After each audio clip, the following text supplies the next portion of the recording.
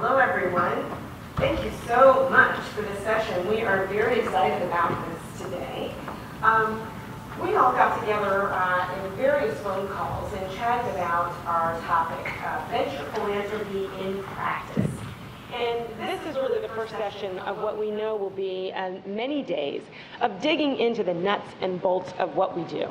And not looking for the easy answers, but really looking at the more thoughtful ones and asking each of these people who have tremendous experience in venture philanthropy to take us a little bit on a journey of their experience. So we're going to share some stories with you. We're going to talk a little bit about what we do, and we're going to pose a couple of questions to ourselves, and hopefully maybe even have a couple of little debates along the way.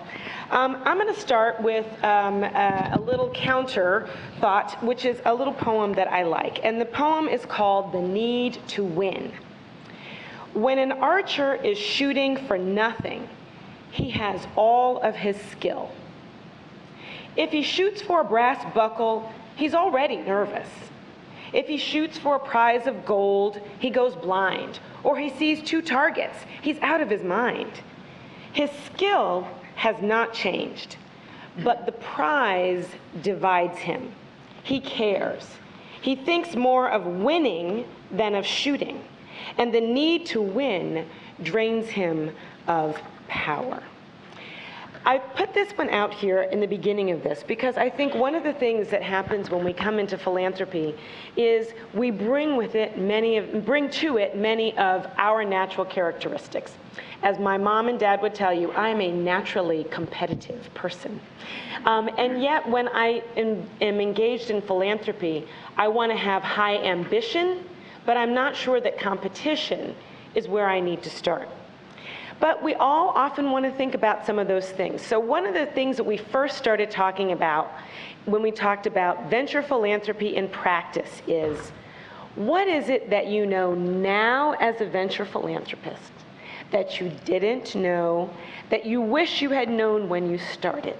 All right? Each of our panelists has got a little bit to share, and I'm going to start with James. James is the chair of the Chen Yat-sen Family Foundation. In addition to all the other wonderful things you can read about him, I'm going to share one thing that you didn't know about James with you. And I asked each of our panelists to tell me a little bit about something they'd done recently that had scared them that they had done. And James said the scariest thing that's happened to him in the last year is that he's got two kids, a 14 and a 12-year-old, who changed from being wonderful, beautiful, compliant, lovely children to teenagers. So he's been through a really terrifying experience. But James, tell us a little bit about your experience as a venture philanthropist. What do you now know that you didn't know then that you wish you had? Thank you, Crystal, and good morning, everyone. Perhaps I'll come to the points at the end, but just to first share the story that informed what I think I know now that I didn't then. So about 8 years ago, I was in my ancestral hometown at a school, a primary school my father had donated. And I've been on the tour before, and they showed me the computer center, multimedia center. I said, can you show me the library? And after a lot of hemming and hawing, we went up 4 flights of steps, the last room on the corridor, unlocked the door, go in, and half the shelves are empty, okay? And so I said, ooh, that's not quite seem like a good school library. So from that, our foundation, we asked for some proposals. We got the Retired Teachers Association said, we'll do a library for you. So okay, it seemed to make sense. We've got retired teachers who can, also read and encourage children. Oh, that sounds good. So the first school we went into, it's very similar to, very big library, but very underutilized. When our books, so what we told the retired teachers, you got to get not just the teachers to choose the books, but also the parents and students. So when the 500 books came in, there was a line outside the door, waiting, of kids who wanted to check out the book or sign themselves up on wait lists. And so it's like, Okay, the light bulb went on. You know, it's not that the kids don't want libraries. They just didn't have the right things to read. And so that started the journey for myself and for our foundation. And to fast forward it, 8 years later, we are now in another town. We've got 20 schools who have now formed something called the Stone Soup Reading Alliance.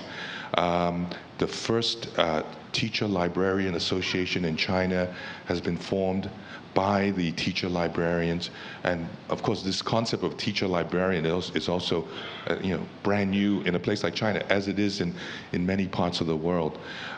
In between these 8 years, we funded about 200 different libraries, and very much a lot of it was about learning, the space. We went in, we were thinking about, it's about the books. Today, it's about engaging children in the love of reading, and providing the resources and environment for that. So, we've gone on this journey. And oh, by the way, in between that, we also then founded something called Bring Me a Book, which is about early childhood literacy in Hong Kong, and then the Feng Zikai Children's Picture Book Prize, which is as the name says, it's a picture book in the Chinese language. So I would end it, just to the reflection is that 8 years later, what I've learned is number one is perseverance. It takes all the projects I've done, it takes a lot longer, takes a lot more resources and time than you ever imagined, and of course we're not done. Ultimately for us, it's about policy change, and so we've got a long road ahead of us. The second thing I say is, it's all about domain expertise. You want to, we go on this journey. I think Lawrence earlier had said, it's about being focused on an issue, be passionate about it, and really get to learn, to become the go-to resource. So our foundation today, if someone is interested in this space, they will find us. And so I think that's where domain, and as in venture capital, you want to be the guys that, to be the first call for good projects, and so that's the position you want to be in, and then finally, I think the point is to get to domain expertise, you need to have focus. Fantastic, James. Thank you. We'll come back to many of those excellent themes. Vidya Shah, CEO of the Edelgive Foundation. Again, you can read all about Vidya's background, and I hope you will stop her in the hallway because she's a wealth of information. I asked Vidya to tell me something about herself that nobody would know, and I said, how about something that scared you? And she said, I haven't done anything scary. I said, well, what do you like to do for fun? She said, oh, well, I've run 8 half marathons, and I'm aiming to do another one. That counts, I said. So we have, clearly somebody who's got a vision and the tenacity to stick with things here, Vidya. You are that. Tell me a little bit about your journey and something that you wished, that you know now that you wished you'd known when you started out. I think one of the things I really wished I knew is how difficult it is to really find the best grantees for your foundation, because my background has been largely in investment banking. I spent almost 11 years in investment banking. After that, I spent 7 years as CFO of Edelweiss, which is really the parent of Edelgive Foundation. And so, as a banker and as somebody who's worked in the corporate sector, you think, you sort of know it all. You can give advice. Things are very easy to measure. And also as part of investment banking, you have a lot of clients actually coming to you as well. In this work, actually, one of the things that I realized is how important it is actually for us to go out and find the best NPOs to support, and how to say no, because almost every organization that you meet has a wonderful cause. You can see what change is being effected. You get personally, emotionally affected by what you see. But then to go back and then make almost a very hard business decision as to whether to fund or not is very tough. I wish I knew how tough it was to say no. And we've had countless examples of, for example, an organization very well known had been working in the space of working with leprosy patients and severely disabled people for almost 50 years. And you can't just not be moved by what you see. But when you actually deep dive into the program, you see how much of it is just simply gut feel of the founder for what needed to get done, and a whole program built on it, without and a lot of fundraising based on that founder's charisma and appeal and personal connect, but with very little focus on what needed to get done to improve the program, to change the program, to measure it. And then to say no to somebody like that is very difficult. So India is a country which has 3.5 million NGOs. We have one for every 300 Indians. And most of them are political, religious organizations. So out of the really, perhaps the 2-3% that are really doing good work, to go out and find people that can add value to your portfolio, add value to your body of work, and really measure up to what you want to do in the sectors that you choose, I think that's been particularly tough. Thank you very much. Richard Gomes, Global Policy and Advocacy for the Shell Foundation. You all have done some amazing grant making. Again, I encourage you all to take a look at that. I asked Richard to share with me something that had scared him in the last year. And he mentioned bus rides and lorries in the rural part of Bihar, 90 miles in northern India, where 85% of the people live without power, and where you were skittering around on roads that were barely there, and somehow or another you're not sure how you made it out. So clearly that was an adventure that took you outside of your comfort zone, put you into some place where you didn't know exactly what was going to happen. Do you have a similar experience about something you've done in venture philanthropy where you've been outside of your comfort zone but found your way to doing something that felt like where you were on the right path? Yeah, thanks, Crystal, and nice to be here, everybody. So yes, I think so. And just for a recap, so Shell Foundation's an independent charity. We tackle global development challenges principally related to access to energy and to mobility and job creation. And we've got a mission to try and do this in a way that will deliver solutions that are both scalable and sustainable. So quite simple mission, you would think. And as we started sort of 15 years ago now, I think we were perhaps even a bit naive as to how we would approach that. So our model, if you like, our whole model has changed out of necessity rather than any sort of design. What I would say is that what we do now is sort of identify market failures, look to pilot solutions that are very disruptive and new categories of products and services, typical venture philanthropy model, patient support, lots of non-financial support over a long period of time, and then try and transition them onto commercial finance and build the market. I guess there are two reflections. One is that it is possible.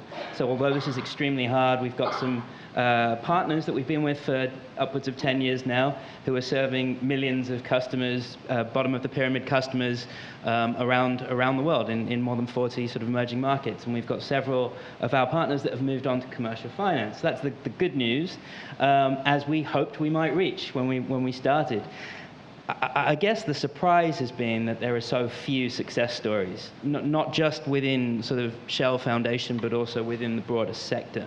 If you look at the success stories that we widely hold up, pay-as-you-go energy, solar off-grid, clean cook stoves. These are great. I mean, fantastic evolutions of these markets. You now have industries growing in these sectors, and that's fantastic. They're serving millions of customers, but they're barely scratching the surface of the market demand. So you're talking about markets where have maybe 2 to 3% market penetration. I'll give you an example would be, as a surprise to us, our work in clean cook stoves. So we started in 2002 thinking that we would support a couple of clean cook stove enterprises to prove the viability of models to serve the BOP and take them to scale and pass them on like a bit like a relay to an impact investor who passed them on to DFI, passed them on to a commercial investor. So we're now 13 years later. So 5 years of piloting different types of technologies, fuels, models, understanding what customers really want and need. So we're talking about $15, $16 million of investment just in pilots that failed. We found a partner, Envirofit, who we've been with since 2007. Even then, the amount of R&D and product development that was required, the amount of value chain innovation that was required, building capacity in these very low margin businesses to operate at scale, the talent, the assets, the systems, it took a long time. We're talking 3 to 4 years. Even then, they were sustainable in certain markets, but couldn't really scale beyond a few 100,000 customers. Why was that? There are amazing sort of structural gaps related to last mile distribution, related to affordability, related to things like demand creation. And we've had to create intermediaries to try and bridge those, not just for Envirofit, but for other clean cook stove manufacturers. And then you have things like infrastructure, so policy and advocacy, standards, monitoring and evaluation. So Shell Foundation's taken a surprising role that we never thought we'd have to take to try and build up that sector.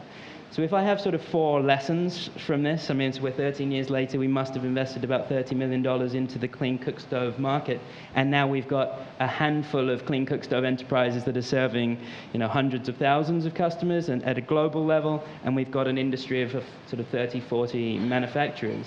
4 lessons from us as relates to venture philanthropy. So number 1 is, look, if you're targeting the growth of inclusive markets, and that's really the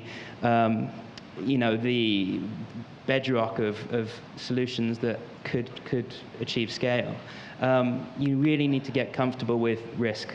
So early stage risk, and that means getting comfortable with failure. The second is, as James was talking about, the type of patience or the length of patience, the length of support that's required, the flexibility of that support when things don't work out as you think they will, and the size of that support. So we've been with some of our partners between 6 and 10 years. We may have invested somewhere in the region of $15 to $20 million in one partner because of the sheer first mover disadvantage that a pioneer of a new product or service category will have.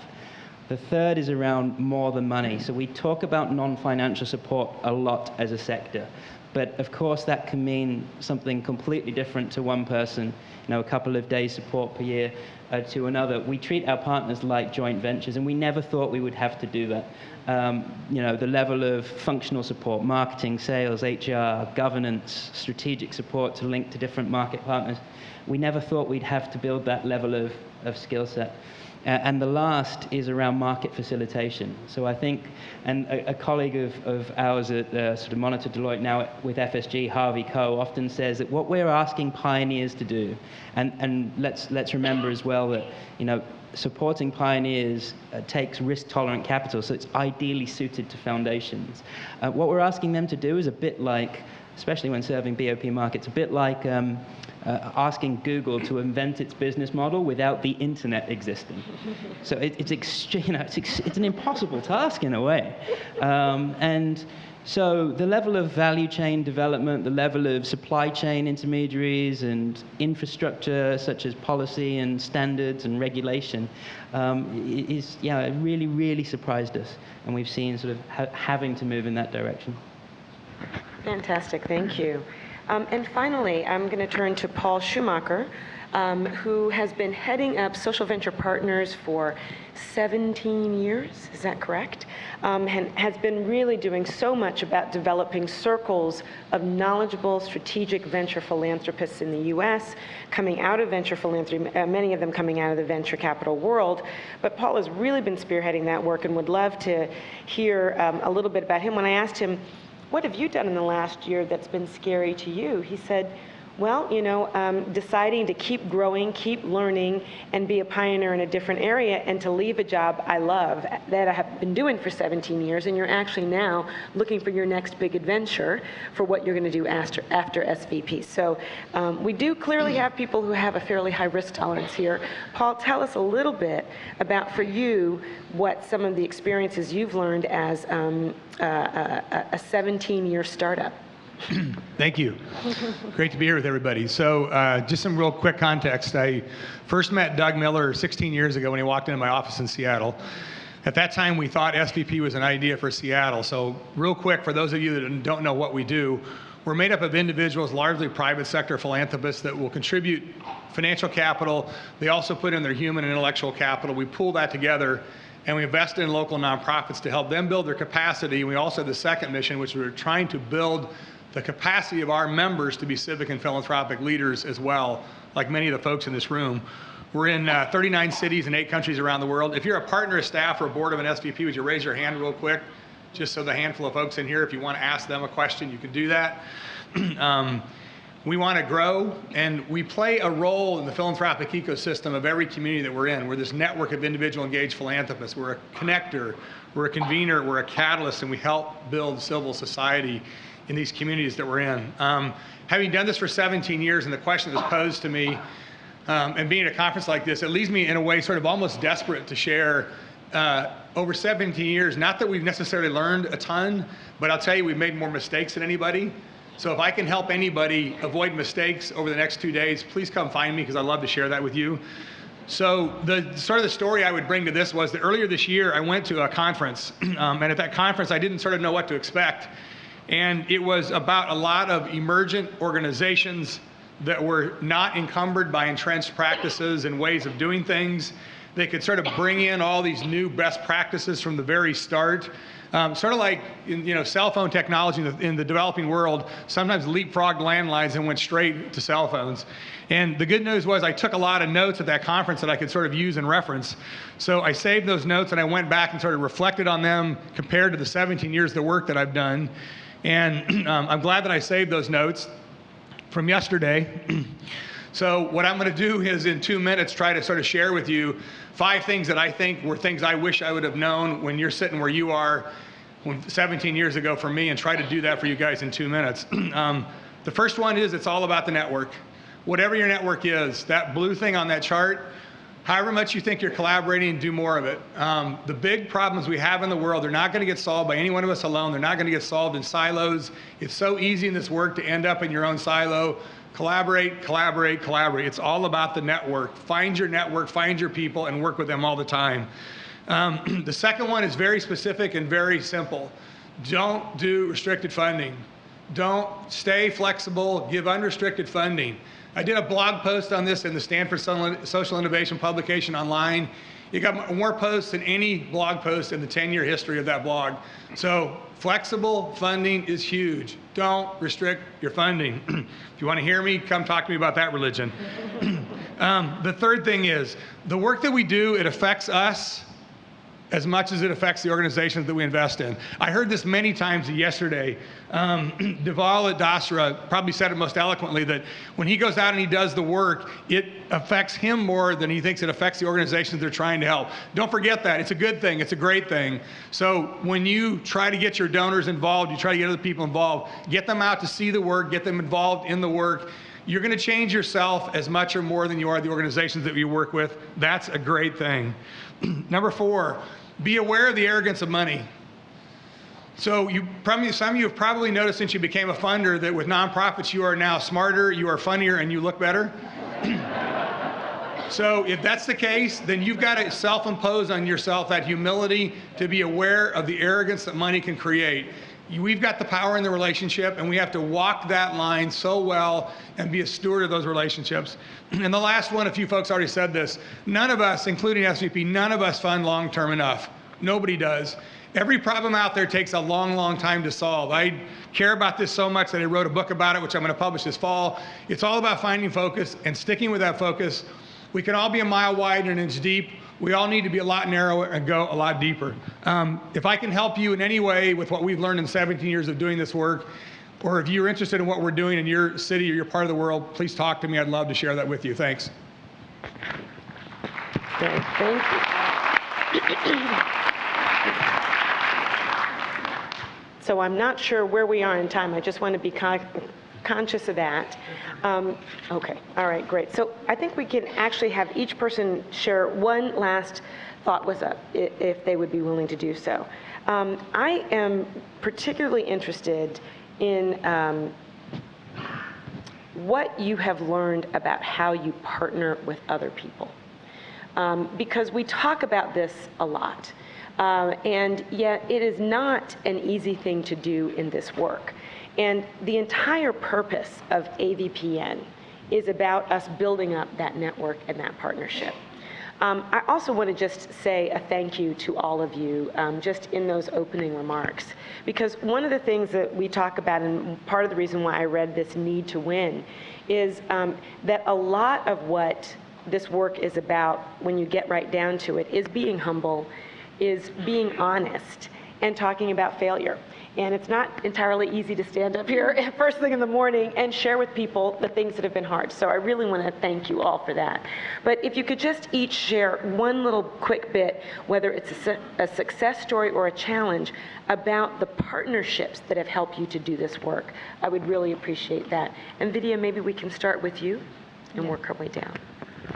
Sure. I think two things that we've sort of learned from our partnerships, and we've had partnerships in kind of three spaces. One is obviously with all our nonprofits. We treat them as partners. We do a lot of capacity building work for them because our model is that we have to provide a combination of funding and capacity building support to all our grantees. And when I first met Doug, he's the one who said, "Oh, but you're doing venture philanthropy." I didn't know that. The second category of partners is really some of our co-funding partners. We do attract a lot of foundations who are like-minded, and particularly those without a presence in India but want to enter India and want to work on the ground, but without having to incur the expenses that come with it. And the third set of partners are really the resource providers. So we've had sort of very interesting experiences across the board. I think with nonprofit partners, especially when you're doing capacity building, there's a huge amount of empathy that's really needed in how you work with them, because they do feel if the approach is even slightly arrogant or without empathy, you end up becoming moralistic and sort of telling them what to do, which never helps. It it ends up nonprofits going into their shell and saying, I don't think I can really work with you. So the idea is really how to figure out where that common ground is. So one of the things we started doing is really start our relationship with a dashboard exercise with our nonprofits. And we have a sort of developed over the last 7 years a template for it, and get them to speak a lot about where they think their gaps are. And then go into say, okay, this is what we can do, this is what we can't do, and this is the framework for doing it.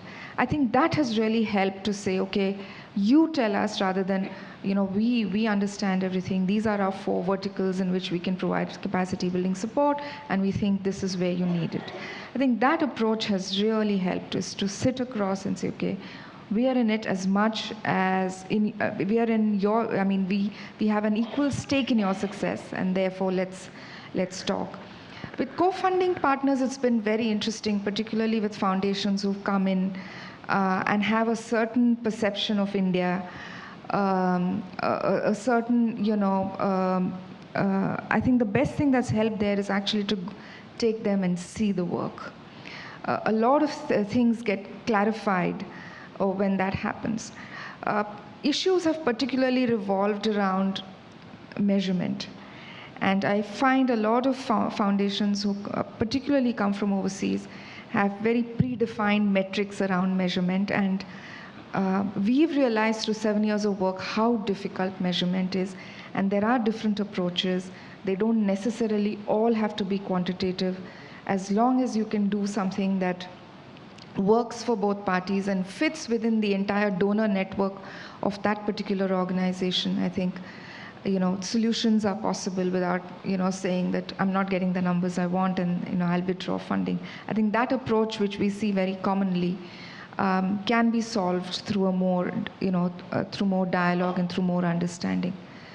Our relationship with resource partners has actually been very good, and we find we work, for example, with Toolbox. In fact, the CEO of Toolbox is speaking tomorrow.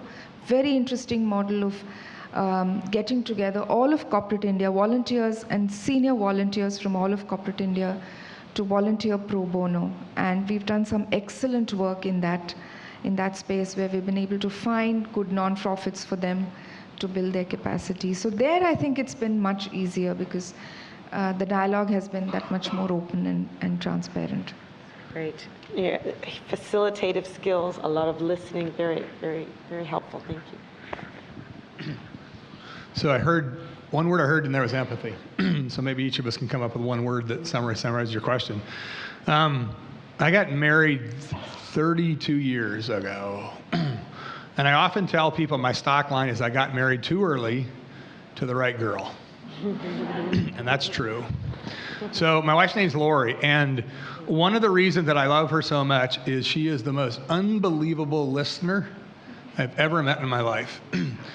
So, and when I sort of tell that story, the easy answer can be, oh, that's really sweet and nice. She must be such a nice, sweet human being. No. She can kick my butt. But listening is so powerful. Like, we all know the experience of having sat with somebody that listened to us fully, authentically, put their cell phone away, authentically looked us in the eye and listened, because we got 2 ears and 1 mouth, and it is so empowering. We all know the answers inside us. We just need somebody to listen to us.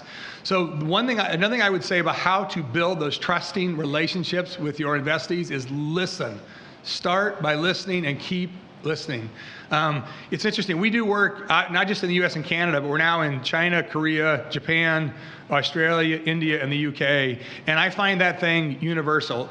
There's some things that don't cut across cultures. Listening cuts across every culture. So if I could leave you with one word, it's practice, and practice your listening. Thanks. Enjoyed listening to that. That's good.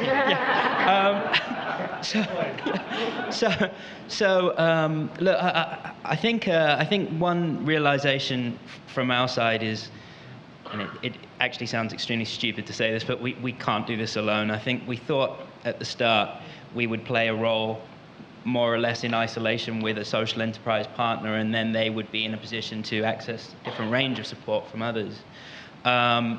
We're starting now to look at this as an ecosystem. So these challenges are just so big, they're so entrenched. And that means better understanding where we all play a differentiated role and how we can use our unique assets and resources to best effect. And clearly there's a role for foundations and venture philanthropists to try and test and adapt and validate new markets and de-risk them for others coming in. So if there's an evolution around partnerships, then I think for us, it's what is our role in trying to de-risk these new inclusive markets and pioneers for others to come in. And I think there's a few different elements of that. One is, how do we work with corporates, for example? And perhaps that reflects quite how difficult it is serving BOP markets, building trust, building awareness, things like availability in rural areas. And corporates, with their brand recognition, their credibility, their value chain, can play an extremely, extremely important part in that. So we're starting to work with the likes of Safaricom, Comcraft in Africa, Unilever and Johnson & Johnson in India. governments as well, and we heard this morning about the role of different types of public and private partnerships. I think government's extremely interesting, and I think what we're seeing at the moment is an evolution away from public-private partnerships to private-public partnerships, where the private sector, be that foundations, be that corporates, do what they do best and essentially innovate. And as things start to develop and as we can see signs of scale and sustainability, the public sector with their resources, their ability to act as market signals, their ability to scale can come in and provide that next layer of assurance for early stage investors. And the last point I'll make is around finance. And look, a lack of finance constricts all of our partners at every single stage of their development. So what we're looking at now are new types of instruments, new types of vehicles, new types of financial structures that can enable a broader range of social investors with very, very different types of risk, return, and time horizon preferences to support any one business or market. So, for example, new types of incubation vehicles that can partner with technology institutes to offset technology risk. New types of tiered capital structures that we use grant funding or public funding as first loss capital to offer slightly higher returns to impact investors or commercial investors. And equally, grants can be extremely exciting instruments. I didn't realize this when I first started in this sector, but things like loan guarantees, things like convertible grants, I think you can use grants in very creative ways as partners start to mature to try and help them transition and prove their sort of ability to serve different types and harder types of finance. So lots of evolution in the way that we're partnering with different types of development finance institutions and impact investors, and now progressing to commercial investors. And I think there's still a strong role for grant, even at slightly more mature stages of social enterprises development. Wonderful. Terrific.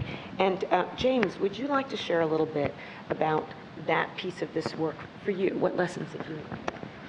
Okay. I was reflecting on it. So the words I'm thinking of is flexible but firm. And by that I mean, to share with you a couple of partnerships, one that didn't work and one that worked.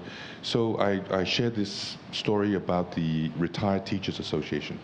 So then, they did a good job on that first grant. So we then said, of course, they came back and said, oh, we want to now scale it up, do a few more. I said, okay, that sounds good. And they said, we will, 500 books per school. It's not enough. We need to do 2,000 books a school. And we said, well, that sounds reasonable. That we can try that. When they actually put it into practice, we found out that they actually, instead of 2,000 different books, right, for the kids, so they have more range, they actually bought 4 copies of 500 books, okay? And that was because it's a bureaucratic response. They had the money to do it, but they had subcontracted the contract to purchase books to a publisher who only had 500 suitable titles. So rather than come to us and say, no, we don't want to, they decided to, we got to spend the money, right? And so obviously, that was symptomatic of something that was going on in my ancestral hometown. We ended up, we don't work with our hometown. We did, through a conference we held, a lady came up and said, I get what you're doing. I really believe it. I want to do it. So this principal in a very impoverished city in Anhui, in Hefei, she said, we tried a little program with her. We saw that she really did do what she, really drank the Kool-Aid for what we were trying to tell her. And then she went through and, executed. So we continued this relationship. As I said, now she then got promoted. So she's now in charge of a whole district, and all 20 of her schools are part of our program. What's amazing is that, the principals of all 20, they formed this Stone Soup Alliance. So it's driven by the principals. We have an advisory role. We don't drive it or run it in any sense. And then the teacher librarians have formed their own association. So it's very much now, pushed down to the community, to these officials. And so, I think that's an example of working, having the flexibility, to say, even though, in fact, my family foundation director, I remember, they say, how can we not support your own ancestral hometown, and go somewhere else, And actually, that's, because I was very firm that, we're there, we've got to be, who are we trying to impact? We're going to try to do it for the kids. And if the people in our hometown, don't get it, we can't work with them. We will, impact is most important. It's not about all these relationships and whatnot. So, it's, yeah. Keep it with that. All right. Well, we have one more question that we can do with these folks. And I am looking at that list and our circles and the badges, which we certainly hope all of you all will go and get online and find yet another tool that you can use to connect with each other. I know in my life, the issue of assessment has been both a guiding light and the leader to great darkness. So I would love to chat a little bit with you guys about assessment. And Vidya, you made a throwaway comment where you said, not all assessment has to be numeric, it has to be quantitative. But I would really appreciate if each of you could reflect a little bit about your journey in impact, in assessing. What have you found has worked? What have you found has not? A lot of times people come from the business sector and say, we're going to bring measurement rigor to the philanthropic world. We're going to bring it to our venture philanthropy. And sometimes they do, and sometimes we don't see them again. So they find that doesn't really work for them. So share a little bit about impact assessment, about measurement, and what advice you would give to people from what you've learned. Richard, I want to start with you. Sure. Thanks. Right, let's take this at two different levels then. So one level is at the portfolio level for the organization, and the other level is then what do you do per partner, per social enterprise. So if I look at that portfolio level to start with, when we were, quite early on in our life as a foundation, I think we were stuck for what we should be measuring as a foundation. The question we tried to ask ourselves was, are we doing a good job or not? And actually, that was really, really difficult to answer because there's a complete lack of information out there. One of the fantastic things that AVPN is doing is collecting data on the markets, that type of market information that enables you to make better decisions. At a portfolio level, then, we've settled at the moment on collecting 4 main KPIs around jobs created, livelihoods improved, carbon saving, and our ability to leverage or unlock private and public capital. Now, look, they can be improved, and so part of our journey is to better understand, for example, a livelihoods improved number. What does that really, really mean in terms of socioeconomic impact, in terms of development outcomes? But at the portfolio level, again, it's a useful tool. That's all it is. It's a snapshot that enables you to say, how have I used my resources, and maybe make some decisions on a relative basis against your own performance over time. At a partner level, then, we split our metrics into financial metrics that show their progression towards financial viability. So we want to see, say, some smart ratios like subsidy per product fall over time. And development outcomes. And again, you have a very interesting sort of balance or dilemma. At the start, I think you want assurance that whatever the product or service that your partner is providing or selling is delivering some sort of development outcome, social or environmental. And so you do some studies to try and prove that causality. Thereafter, at the early stages, you tend to use output metrics as a proxy for outcome metrics. And the tricky balance is, when is the right time to dive into that level of understanding of impact? If you do it too early, then you unnecessarily burden a pioneer organization collecting data that doesn't actually help that organization to grow. It's useful for you and it's useful for your stakeholders, not necessarily useful for that organization. As it grows, it becomes much, much more important to the organization, and you need some element of independent validation. So again, in our sector, we don't really have independent validation of data. We all report our numbers. Hopefully we report them and as transparently as possible, but it's all voluntary information. I think the evolution here is going to become really interesting, is going to be how we can proceed to value impact and monetize impact. And that will take us to the next level of actually understanding the outcomes that these businesses are delivering. Paul, would you like to share? Thanks. So I'll give the quick answer, which is in our work, the way that we measure impact is organization by organization. We don't even try to do the portfolio thing. We just look at each organization, what are your capacity building goals and what are your program goals, and are you achieving those? And we evaluate those every year with them. I think, to step back just a second, the reason why this is so dang hard, maybe this is obvious, but if you came from the private sector, there's two things that you have that are beautiful things. Number one, you have this thing called net profit. We all know what it is, and we all measure ourselves by it. Number two, we have a customer that pays for the product. We don't have either one of those things for the most part in this business. And those two dynamics, those two root things, lead to so many downstream sort of malfunctions like restricted funding. So keep that in mind as you think about this. Having said that, that doesn't mean that they shouldn't measure. That doesn't mean nonprofits and foundations should not measure. It just means we need to keep in mind that the context and the way the industry functions is very different.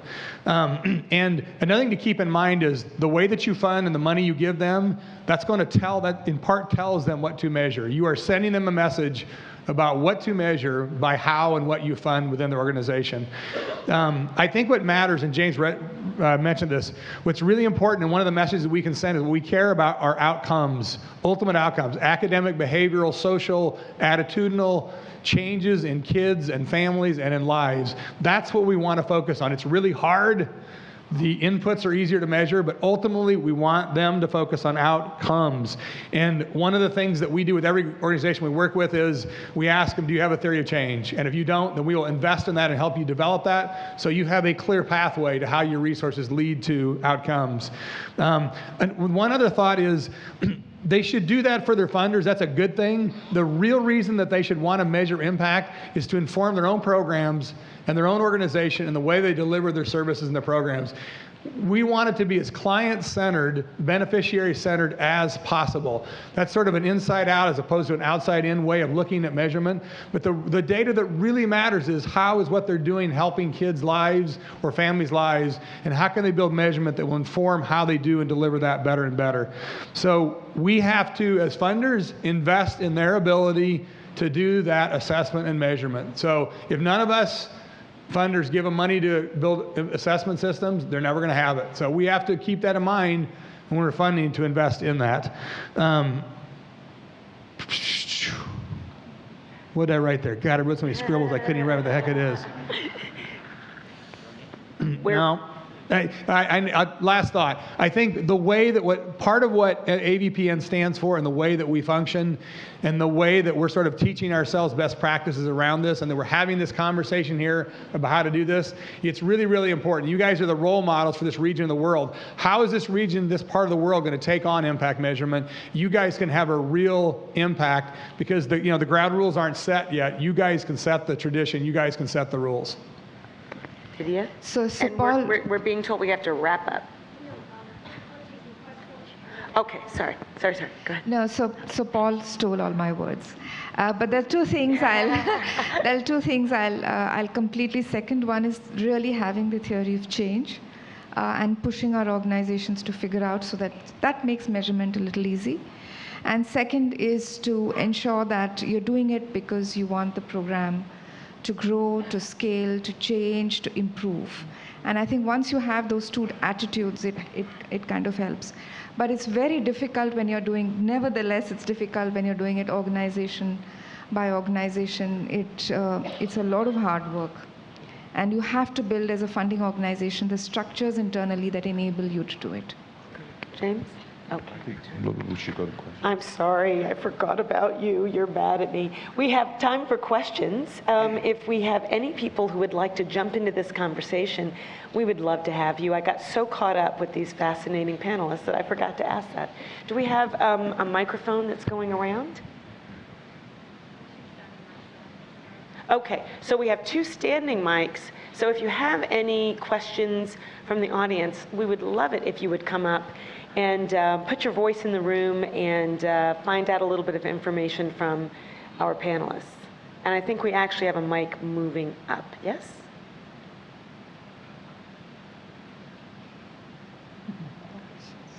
We've been riveting. I know, exactly. Don't make me call on you. I will. I know a lot of you.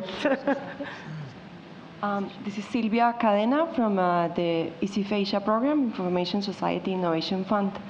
I would like to ask you all guys, how do you reconcile the need for accurate reporting and the assessment tools that were mentioned with the need for unrestricted funding?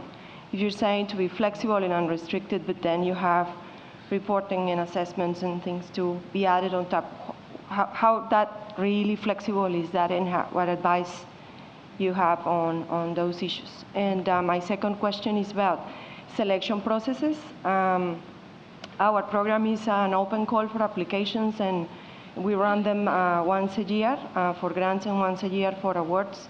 But we've seen in a lot of programs in this room that that are by invitation kind of only.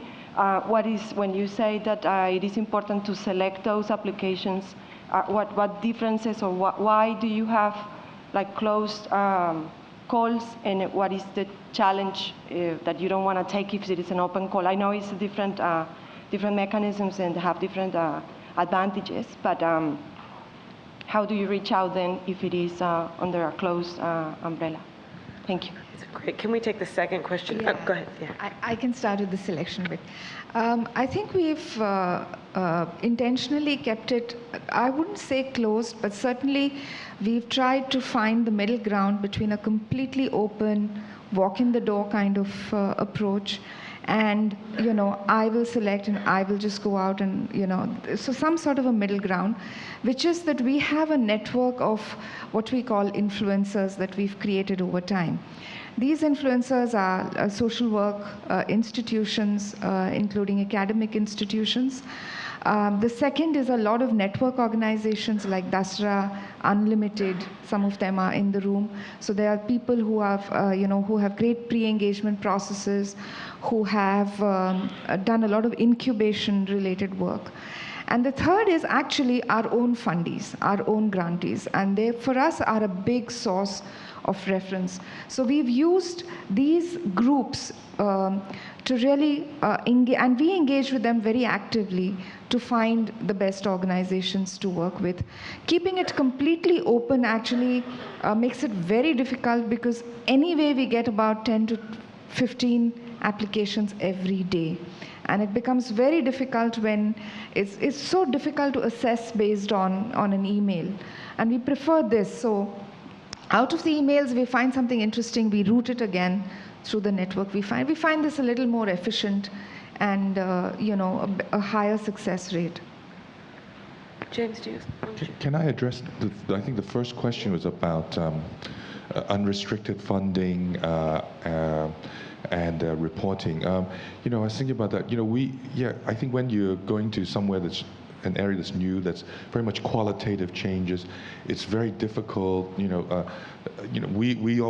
do unrestricted funding, but there's an agreement going in with the organization. What is it that our expectations are? What's the expected outcomes of that program? And then what's important is that our staff and our board members will continue to engage with the group that we fund, and that we will then, it's that partnership engagement that we see the difficulties they're going through, and we encourage them to tell us, this is the difficulty, it's not working, we need to change, and there's a continued dialogue, and through that process, I think we're able to get a better outcome. It has the flexibility. The reporting is not just on the one side. We actively will go out and call them and engage with them. So it's more about communication, the right kind of communication, that you as the donor feel informed and understand where that program is leading to, and that the outcome may end up being completely different than what you started with, but that it's a legitimate use of the funding and meets the underlying reason why you went in.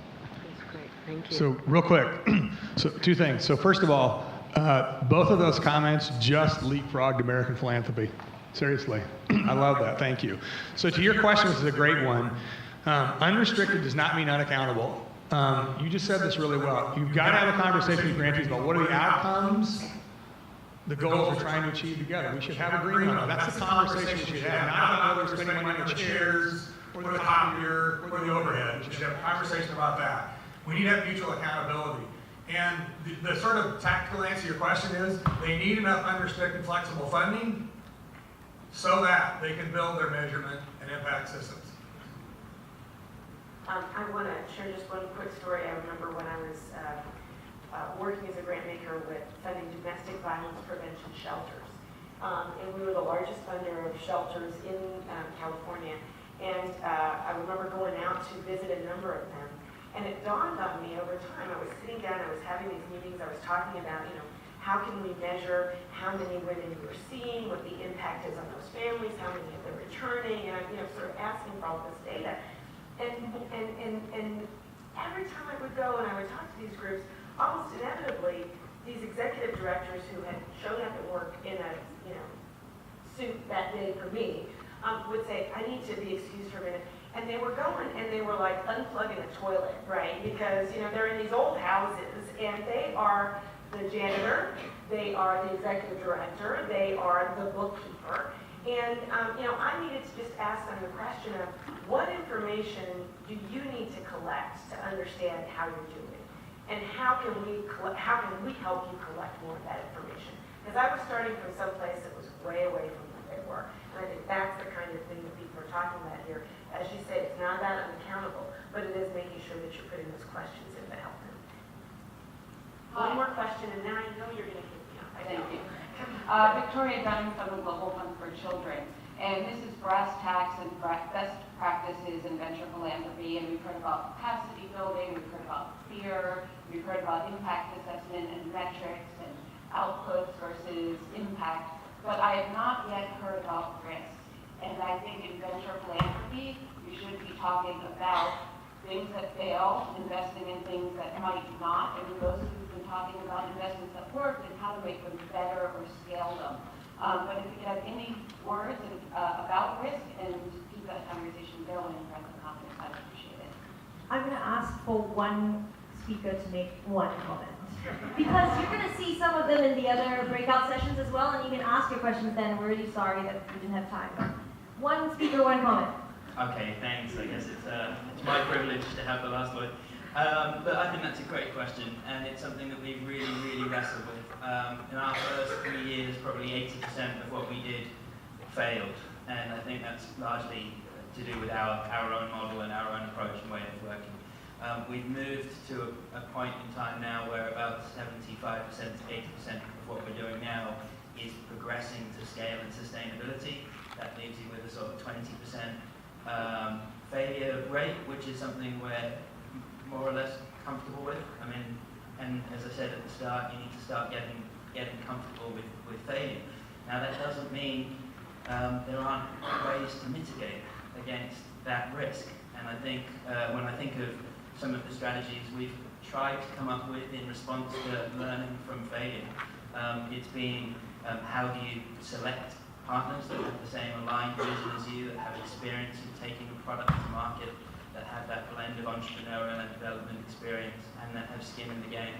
Our own approach to focusing on one or two key areas, access to energy mobility, and really going deep, as Paul was saying, in those areas that enables us to understand where the bottlenecks are better, to make those proactive decisions as to which solutions are likely to work or not. and then fail fast and fail hard. And so I think just the last reflection on this is piloting. And we run, for every, and again, this is the way, for every successful partner we have, we've had 5 or 6 that didn't work, sort of failed. For one reason or other, maybe they're still running in a small scale, but not at a large scale internationally. And so it takes that sort of small piloting approach, trying to work out more about the teams than the technology to lead you to the right solutions. Sorry, I have to. Some burning thing. The failures is part and parcel of what we do. But I think that to me it's always an issue of how do you still have accountability, right? And the issue I think to people to consider is how do you communicate that, like if your boss, maybe you must have a boss or board or whatever, and if you said, everything I've done, has failed, you're going to say, no, maybe we got the wrong guy, right? So the issue is how do you communicate that across and to really be able to inform, and that the people who are overseeing this have the heart, the passion, and the concentration to be able to persevere also. So it's all about perseverance at the end of the day, and was being informed, and hopefully having the people who have